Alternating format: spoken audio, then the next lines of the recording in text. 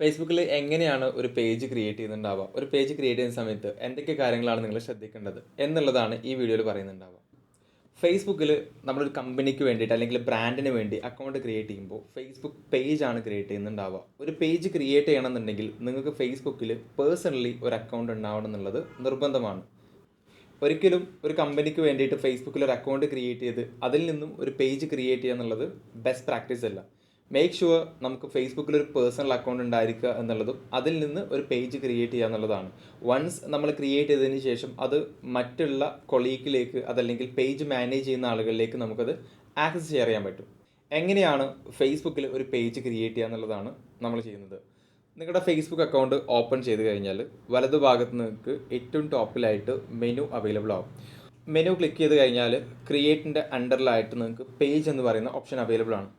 പേജിൽ നിങ്ങൾ നേരെ ടാപ്പ് ചെയ്ത് കഴിഞ്ഞാൽ നിങ്ങൾക്ക് അവിടെ 3 ഓപ്ഷൻസ് ആണ് കൊടുക്കാനുണ്ടാവുക. ഒന്ന് പേജിൻ്റെ നെയിമാണ്, എന്താണോ നിങ്ങളുടെ ബ്രാൻഡ് അതല്ലെങ്കിൽ നിങ്ങളുടെ കമ്പനി, ആ കമ്പനിയുടെ നെയിമാണ് കൊടുക്കേണ്ടത്. നെയിം കൊടുക്കുന്ന സമയത്ത് ഫസ്റ്റ് ലെറ്റേഴ്സ് ക്യാപിറ്റൽ ആവും എന്നുള്ളത് നിർബന്ധമാണ്. ഇവിടെ ഞാൻ ക്രസ്റ്റ് ഓൺലൈൻ എന്ന് പറയുന്ന രീതിയിലാണ് നെയിം കൊടുക്കുന്നത്. നെക്സ്റ്റ് വൺ കാറ്റഗറി ആഡ് ചെയ്ത് കൊടുക്കുക എന്നുള്ളതാണ്. എന്ത് ടൈപ്പ് ബിസിനസ് ആണോ നിങ്ങൾ ചെയ്യുന്നത് അതിൻ്റെ കാറ്റഗറിയാണ് ഇതിൽ ആഡ് ചെയ്ത് കൊടുക്കുന്നത്. മിനിമം ഒരു കാറ്റഗറി അപ് ടു 3 കാറ്റഗറി വരെ നിങ്ങൾക്ക് ചെയ്യാവുന്നതാണ്. ഇവിടെ നമ്മുടെ ഇ-കൊമേഴ്സ് സ്റ്റോർ അല്ലെങ്കിൽ ഷോപ്പിംഗ് സർവീസ് ആയതുകൊണ്ട് തന്നെ ഞാൻ ജസ്റ്റ് ഷോപ്പിംഗ് സർവീസ് എന്നുള്ളത് സെലക്ട് ചെയ്യുന്നു. മൂന്നാമത് ഷോർട്ടായിട്ട് നിങ്ങളുടെ കമ്പനിയെ കുറിച്ചിട്ടുള്ളൊരു എബൌട്ട് സെഷനാണ്. ഇവിടെ നിങ്ങൾക്ക് ടാഗ് ലൈൻസുകളോ അതല്ലെങ്കിൽ നിങ്ങളുടെ USPസോ അതല്ലെങ്കിൽ നിങ്ങളുടേതായിട്ടുള്ള ഷോർട്ട് ഇൻട്രോയോ ആഡ് ചെയ്യാവുന്നതാണ്.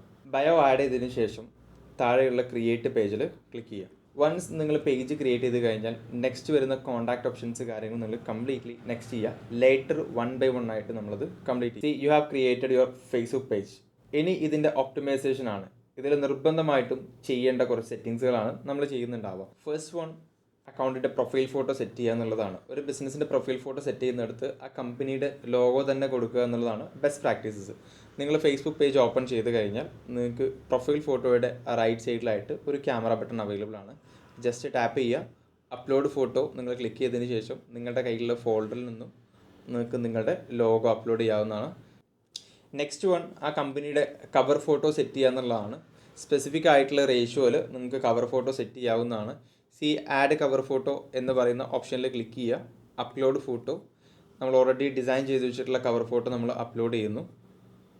Next one, company about session ആണ്. നമ്മൾ നേരത്തെ തന്നെ എബൌട്ട് സെഷൻ സെറ്റ് ചെയ്തിട്ടുണ്ട്. നെക്സ്റ്റ് വൺ, കമ്പനിയുടെ കോൺടാക്റ്റ് ആൻഡ് അഡ്രസ്സ് കംപ്ലീറ്റ് ചെയ്യുക എന്നുള്ളതാണ്.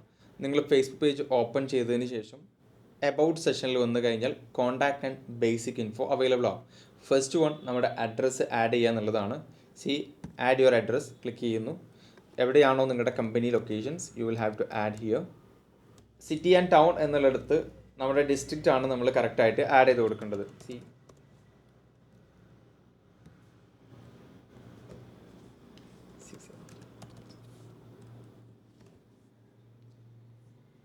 Click on save.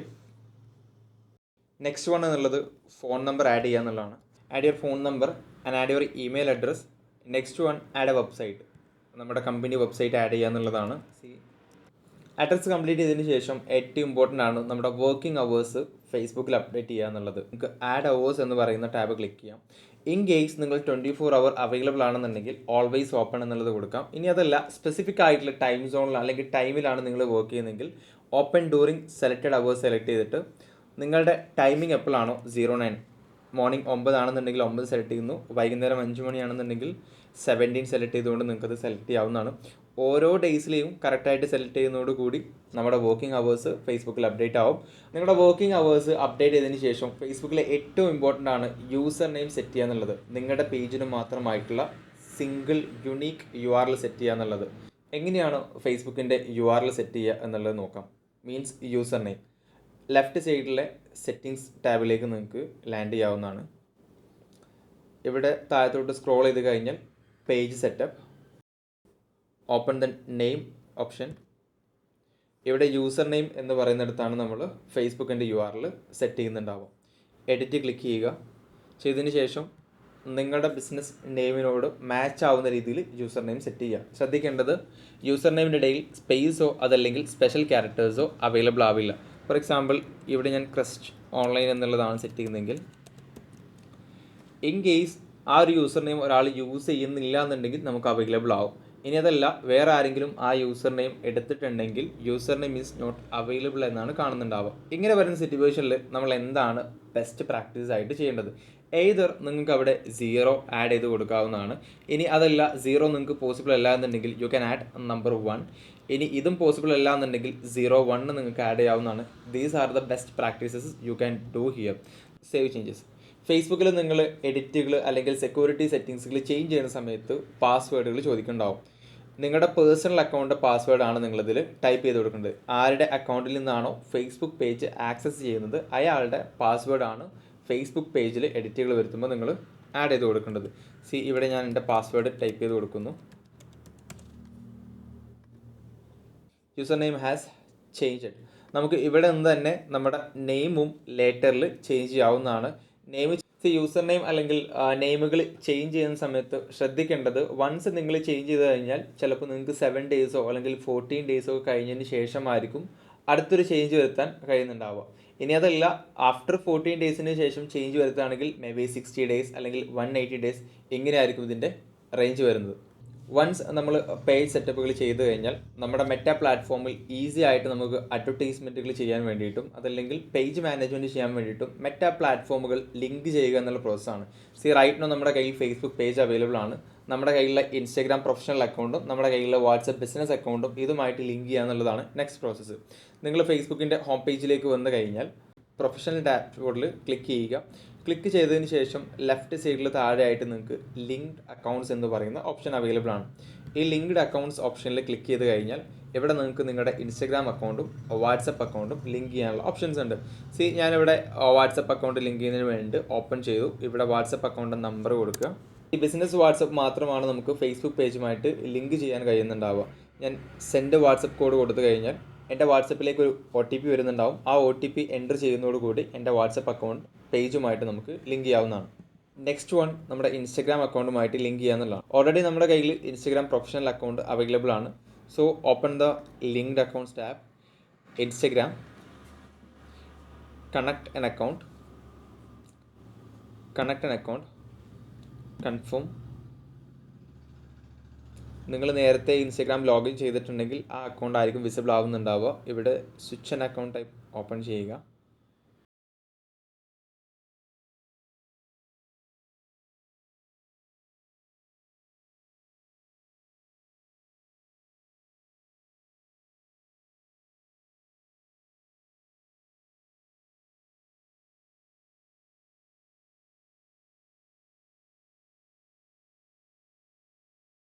വൺസ് നമ്മൾ പേജ് സെറ്റപ്പ് ചെയ്ത് കഴിഞ്ഞാൽ നെക്സ്റ്റ് നമ്മുടെ കൊളീഗിലേക്കോ അതല്ലെങ്കിൽ പേജ് മാനേജ് ചെയ്യുന്ന ആളുകളിലേക്കോ ഒരു പേജ് എങ്ങനെയാണ് ഷെയർ ചെയ്യുക എന്നുള്ളത് നോക്കാം.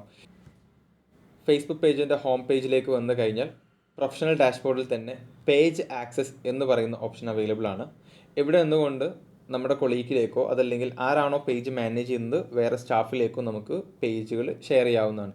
പീപ്പിൾ വിത്ത് ഫേസ്ബുക്ക് ആക്സസ് എന്ന് പറയുന്നിടത്ത് ആഡ് ന്യൂ ടാബ് ക്ലിക്ക് ചെയ്യുക. നെക്സ്റ്റ് ക്ലിക്ക് ചെയ്യുക.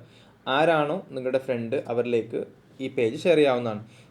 നിങ്ങളുമായിട്ട് ഫ്രണ്ട് ആയിട്ടുള്ള ഒരാൾക്ക് മാത്രമാണ് ഫേസ്ബുക്ക് പേജ് നമുക്ക് ഷെയർ ചെയ്യാൻ പറ്റുള്ളൂ. ഇവിടെ ഞാൻ ഒരാളുടെ പേര് ടൈപ്പ് ചെയ്യുന്നു. ഇവിടെ content, message and calls, community, ads, insight ഈ തുടങ്ങിയ ആക്സസുകളാണ് ഞാൻ ആളിലേക്ക് ഷെയർ ചെയ്യുന്നത്. ഇതിൽ കൂടുതൽ കംപ്ലീറ്റ് ആയിട്ട് ഈ പേജിൻ്റെ ആക്സസ് ഷെയർ ചെയ്യണമെന്നുണ്ടെങ്കിൽ we have to click on allow this person to have full control. അങ്ങനെയാണെന്നുണ്ടെങ്കിൽ എനിക്ക് എന്തൊക്കെയാണോ എൻ്റെ പേജിലുള്ള ആക്സസുകൾ അത്തരത്തിലുള്ള ആക്സസ് കംപ്ലീറ്റ് ആയിട്ട് അയാളിലേക്ക് കൂടെ അവൈലബിൾ ആവും. ഈവൻ ദോ അയാൾക്ക് എൻ്റെ പേജിൽ നിന്നും ഡിലീറ്റ് ചെയ്യൽ വരെ പോസിബിൾ ആണ്.